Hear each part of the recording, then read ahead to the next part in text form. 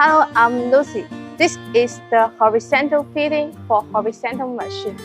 Now you can see we can push the bag in it. And this device is for adjust the bag wise, like this. And then we convey the bag into the by the build into the bag slat. So you can see there is a bag in it. And there is a roller in it to touch the bag tails. And there has a device we can adjust it to make the device forth and back. And there is the suction cup by sincere control.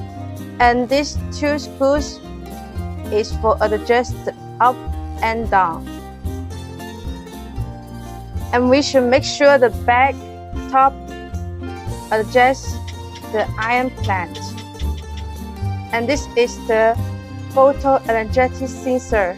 It is light up when the bag top is detected.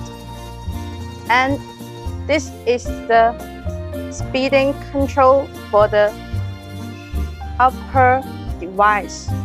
And this is the speeding control for the bag lower device. So this is all for the horizontal fitting for horizontal machine.